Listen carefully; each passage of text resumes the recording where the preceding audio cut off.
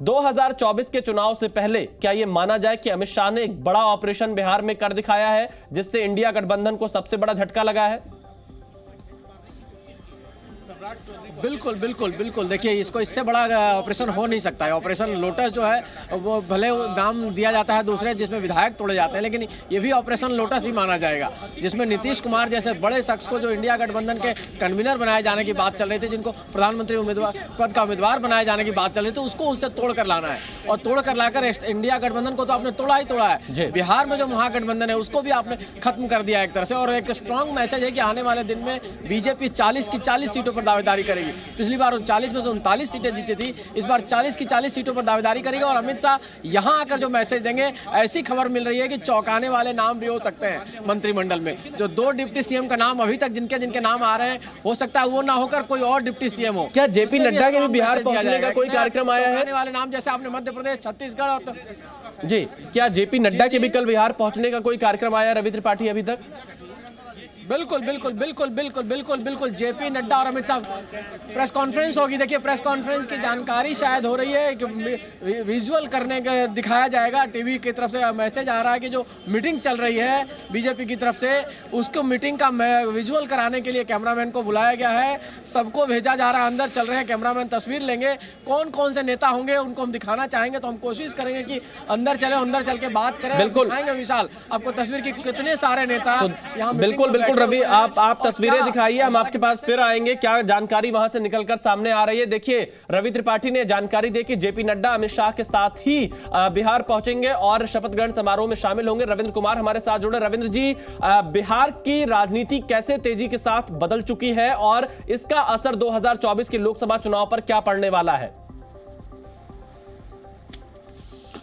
देखिए, बीजेपी का एक नारा है, हालांकि ऑफिशियल नहीं है, लेकिन योगी आदित्यनाथ ने कहा था कि 400 पार।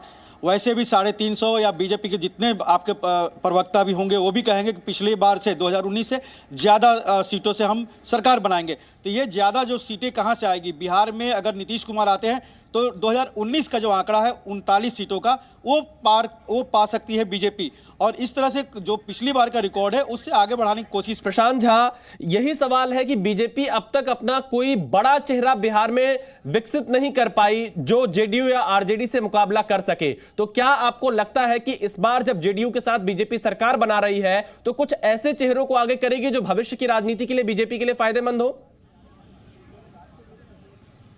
बिल्कुल विशाल, देखिए जिस तरह से बीजेपी इस बार नीतीश कुमार के साथ एक साथ आ रही है और सरकार बनाने के कवायद में जुटी हुई है, तो एक बात आप मान लीजिए कि जो भी बीजेपी अपनी तरफ से ये कोशिश में लगी हुई है कि एक चेहरा ऐसा वो बिहार में एस्टैब्लिश करे जिसको आगामी 25 में वो प्रोजेक्ट कर सके। एक बात और है कि अगर नीतीश कुमार साथ हैं तो 2024 के लोकसभा चुनाव तक तो साथ हैं ही, लेकिन 2024 के चुनाव रिजल्ट के बाद क्या नीतीश कुमार को केंद्र ले जाया जाएगा, ये भी सवाल यहाँ पर है। क्योंकि बीजेपी के पास जो कई शर्तें आई थी उसमें एक शर्त ये भी था कि नीतीश कुमार को बिहार से केंद्र ले जाया जाएगा। ये बड़ा सवाल है प्रशांत, इस पर निगाहें टिकी रहेंगी कि 24 के बाद क्या होगा बिहार में। रविंद्र जी, क्या बड़ी खबर इस वक्त निकलकर सामने आ रही है? अमित शाह के जाने का मतलब कैसे देख रहे हैं आप? विशाल, देखिए, सारी रणनीति और अगर कहा जाए तो सरकार जो बन रही है उसमें महत्वपूर्ण भूमिका अमित शाह कर रही है।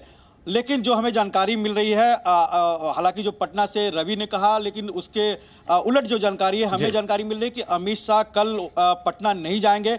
उस कार्यक्रम में जो विधायकों और सांसदों की जो बैठक है या शपथ ग्रहण होने वाली है उसमें गृह मंत्री अमित शाह नहीं रहेंगे, ये जो जानकारी हमें मिल रही है। हालांकि वहाँ इतनी खबरें आती है कि वहाँ से ये बता दिया गया होगा किसी नेता द्वारा कि अमित शाह भी आ सकते हैं, लेकिन जो अब जानकारी मिल रही है कि अमित शाह वहाँ नहीं जाएंगे। जहाँ तक एक बात और है कि ये बीजेपी की अपनी कमजोरी रही है कि पिछले 15 साल में 20 साल में अपना एक नेता तक खड़ा नहीं कर पाए। सुशील मोदी उप मुख्यमंत्री थे लेकिन वो साए में रहे नीतीश कुमार के, और उसके बाद जब दूसरे नेताओं को वहां पर बनाया गया उप मुख्यमंत्री, उन्होंने अपना कद नहीं बढ़ाया। आगे भी यही होगा अगर नीतीश कुमार के साथ पार्टी चल रही है।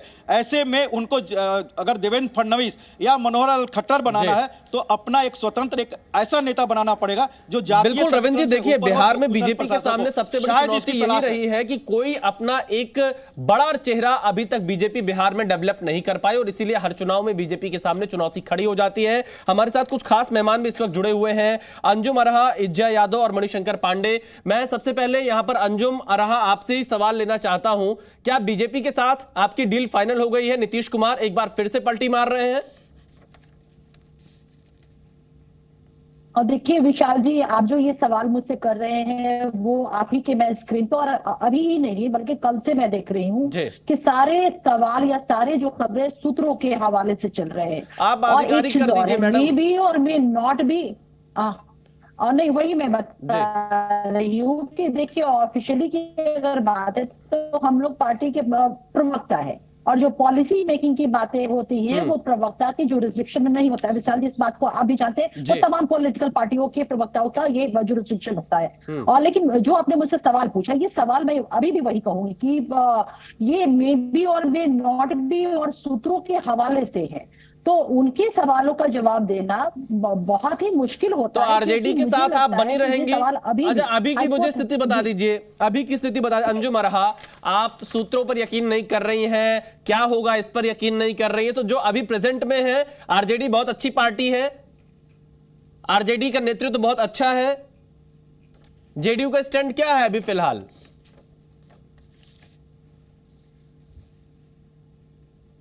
जी विशाल, हेलो जी अंजुम जी, मेरी आवाज आ रही है आपको? चलिए, कुछ तकनीकी दिक्कत के कारण अंजुम अरहा को आवाज नहीं। जी आ रही। जी अंजुम जी, मैं यही पूछ रहा हूं, तो क्या आरजेडी ठीक है अगर हम प्रेजेंट की बात कर लें? प्रेजेंट जो ये था। चलिए देखिए तकनीकी दिक्कत है, मैं इज्जा यादव के पास चलता हूं। इज्जा यादव, क्या आरजेडी के पास अब क्या प्लान बचा है? क्योंकि इंडिया गठबंधन, महागठबंधन सब कुछ टूटता हुआ दिख रहा है बिहार में, तो कहां पे चूक हो गई? क्या नीतीश जी को आप लोग पहचान नहीं पाए समय रहते? देखिए, माननीय मुख्यमंत्री नीतीश कुमार जी की इंडिया गठबंधन को साथ लाने में, सारे विपक्षी दलों को साथ लाने में एक अहम भूमिका हो रही है। और हम लोग तो चाहते ही थे लालू प्रसाद यादव जी हो, तेजस्वी जी हो, आरजेडी के लोग हों, हम लोग तो चाहते थे कि वो कन्वीनर बने, लेकिन वो कन्वीनर बनने से रिफ्यूज कर दिए। जहां तक प्रधानमंत्री की बात है, लगातार माननीय मुख्यमंत्री जी और उनके प्रवक्तागण कहते रहे कि वो प्रधानमंत्री के पद की लालसा नहीं रखते। भले ही उनके कार्यकर्ता का डिमांड था कि प्रधानमंत्री नीतीश कुमार माननीय मुख्यमंत्री जी हो, लेकिन माननीय मुख्यमंत्री जी हमेशा कहते रहे कि वो प्रधानमंत्री बनना नहीं चाहते हैं, वो सारे विपक्ष को एक साथ लाना चाहते हैं। और जहां तक अभी बिहार की आप चर्चा कर रहे हैं, तो 2-3 दिन से लगातार टीवी पे कई तरह के बयान चल रहे हैं। सुबह चल रहा था सूत्र के हवाले से कि कांग्रेस के 13 विधायक अपना फोन बंद कर लिए। मैं जब फोन करके पता की तो पता चला कि सब पूर्णिया की सभा में ऐसी कोई बात नहीं। अच्छा, यानी चिंता आपको हो रही थी कांग्रेस के विधायकों की? आपने फोन मिला के चेक कर लिया कि वो आपके साथ है कि नहीं है? बिल्कुल भी नहीं, मैंने बस ये चेक किया कि आपका जो सूत्र है वो सही समाचार देता है कि नहीं, तो पता चला सूत्र ही गलत बात कर रहा है। आपके सूत्र क्या बता रहे हैं इज्जा यादव? सरकार आपकी बच रही है या जा रही है? देखिए, सरकार बचेगी कि जाएगी, ये तो माननीय मुख्यमंत्री जी नीतीश कुमार और लालू प्रसाद यादव जी दोनों शीर्ष नेतृत्व है, दोनों को तय करना है। और जो भी डिसीजन होगा आपको लालू प्रसाद यादव जी। लेकिन आप ये तस्वीर देख रही हैं, नीतीश कुमार और तेजस्वी यादव की कल की तस्वीर है, अगल बगल खड़े हैं, किसी से बातचीत भी नहीं कर रहे हैं, तलखी इस हद तक पहुंच चुकी है।